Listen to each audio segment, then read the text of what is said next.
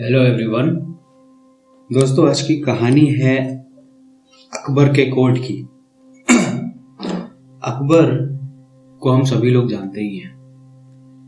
एक बार क्या हुआ कि एक सैनिक था, उसने कुछ बड़ी गलती कर दी और उसको सजा में मिला अकबर के द्वारा कि वो सैनिक जो है 1 किलो चूना खाएगा अगले दिन कोर्ट में। और जाहिर सी बात है, ये सब जानते थे कि जब सैनिक चूना खा लेगा तो उसका बचना नामुमकिन है। अकबर ने कमांड दिया और सैनिक ने कहा ठीक है। उसके बाद सैनिक को ही चूना खरीद के लेके आना था, ऐसा आदेश था। आदेश के अनुसार सैनिक जो है गया दुकान पे एक चूना खरीदने और बड़े ही उदास भाव में उसने दुकानदार से कहा कि मुझे 1 किलो चूना दे दीजिए। ये सुनते ही दुकानदार उसका जान पहचान का था, जिसकी वजह से दुकानदार ने पूछा क्यों आप इतने उदास लग रहे हैं और 1 किलो चूने का क्या करेंगे आप। तो सैनिक ने बड़े ही बिना ही किसी उम्मीद के उससे कहा कि मुझे कोर्ट में आदेश मिला है अकबर के द्वारा कि मुझे कल चूना खाना है कोर्ट में। तो दुकानदार बहुत ही सॉरी फील करता है उसके लिए, बहुत ही खराब फील करता है कि अब तो ये बचेगा भी नहीं। तो फिर दुकानदार एक सलाह देता है, बोलता है कि रुको, चूना बाद में खरीदना, पहले जाओ और 1 किलो मक्खन खरीदो और कल जब कोर्ट में जाना तो मक्खन खा लेना घर से निकलने से पहले 1 किलो, और मक्खन खाने के बाद फिर कोर्ट में जाके चूना खा लेना। बट याद रहे, चूना खाते ही इधर उधर मत घूमना, तुरंत घर आके उल्टी करके अपना चूना बाहर निकाल देना। ये सुनते ही सैनिक के थोड़ा दिल में कुछ उम्मीद जगती है और वो भाग के जाता है और बटर खरीद के लाता है दूसरी दुकान से, और उसके बाद इस शॉपकीपर से चूना खरीद लेता है और चूना खरीदने के बाद अपने घर चला जाता है। अगले दिन जब कोर्ट में उसको जाके चूना खाना होता है तो वो घर से निकलने से पहले 1 किलो मक्खन खा के निकलता है। 1 किलो मक्खन खाने के बाद वो वहां पहुंचता है और सबके सामने वो 1 किलो चूना खा लेता है अकबर के सामने कोर्ट में। अब जब उसने चूना खा ही लिया, सजा पूरी कर ली, तो अकबर उसको घर जाने की इजाजत दे देता है। ये सोचता है कि अब बस इसके चंद घंटे ही बचे हैं, इसको अपने नियर एंड डियर वंस के पास समय बिता लेने दो। घर जाने की इजाजत मिलते ही वो तुरंत वापस घर भागता है सैनिक, और ठीक जैसा दुकानदार ने बताया होता है वैसा ही उल्टी करके अपना सारा चूना बाहर निकाल देता है। जरूर उसकी तबीयत थोड़ी सी खराब होती है, ज्यादा कुछ नुकसान नहीं होता है उसकी हेल्थ को, और चूना निकालने के बाद अगले दिन वो अपनी ड्यूटी पे फिर चल देता है। ड्यूटी पे जब जाता है तो रास्ते में उसको पहला एक आदमी देखता है और देख के डर जाता है। वो सोचता है ये तो कोई भूत ऊत है, क्योंकि जब कोर्ट में उसने चूना खाया था तो पूरे इलाके को, सभी लोगों को पता था कि ये अब बचेगा नहीं।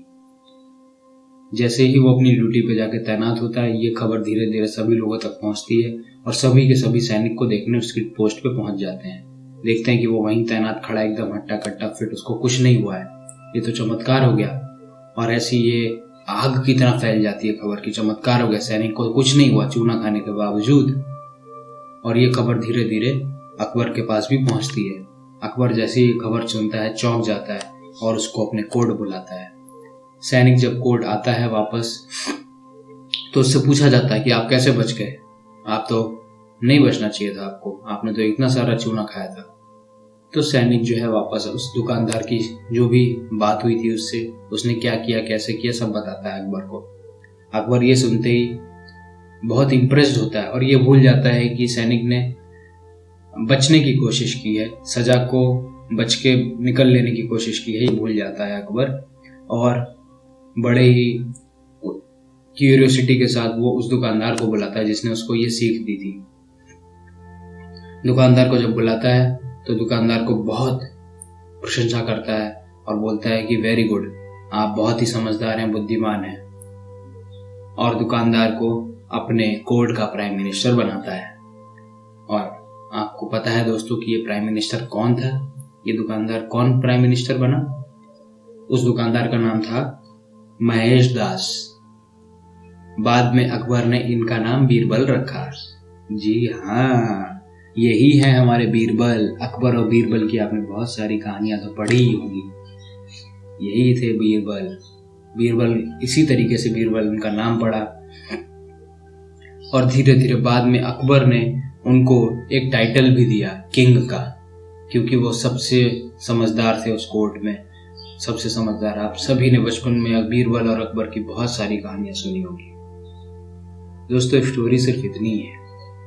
मॉरल ऑफ द स्टोरी क्या है, आइए जानते हैं।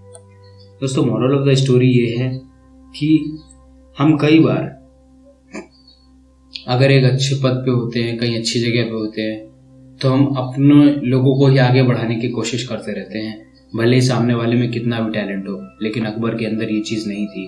अकबर ने उस व्यक्ति को पहचाना, उसके टैलेंट को पहचाना और अपने कोर्ट में एक उच्च उपाधि भी दी, जो कि प्राइम मिनिस्टर की उपाधि है। बट ऐसा ही हम सभी को होना चाहिए, एक तरीके से टैलेंट को पहचानना चाहिए और आसपास हमें अपने जो भी लोग टैलेंट जिनके पास जो है उसको पहचान के उसको रिस्पेक्ट भी करना चाहिए। लेकिन आजकल क्या ऐसा होता है, क्या लोग टैलेंट को पहचान कर उसको बढ़ावा देते हैं या नहीं? या लोग पहले अपने आप को ही और अपने आसपास के लोगों को बढ़ावा देते हैं? आपकी राय क्या है? आप कमेंट सेक्शन में अपने एक्सपीरियंस ज़रूर बताइएगा। आपको स्टोरी कैसी लगी, इस स्टोरी का मॉरल और क्या हो सकता है, आप कमेंट सेक्शन में ज़रूर बता सकते हैं। बाकी स्टोरीज को सुनते रहने के लिए हमारे चैनल को सब्सक्राइब करें, वीडियो को लाइक शेयर करें और हमारे सोशल मीडिया चैनल्स डिस्क्रिप्शन में दिए हुए हैं, उनको आप फॉलो कर सकते हैं, हमारे ब्लॉग को फॉलो कर सकते हैं। तब तक के लिए आपका दिन शुभ हो। अगली स्टोरी का वेट करने के लिए हमारे चैनल पे बेल आइकन भी दबाएं। धन्यवाद।